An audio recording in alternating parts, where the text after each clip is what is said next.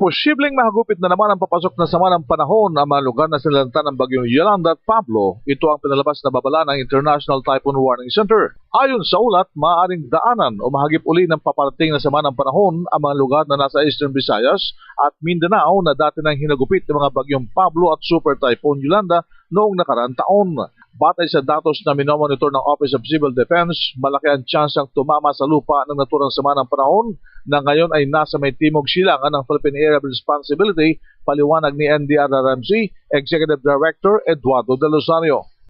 Monitoring pa lang tayo sa ating mga operation centers, but the warning to the public will be sent as it develops kung talagang kailangan magpadala na. Wala pa naman umanang dapat na ikabahala sa ulat na inaasahang papasok na panibagong sama ng panahon sa teritoryo natin bansa na posibleng pumasok ng Linggo o Lunes, pahayag na De Rosario. There is no reason to panic.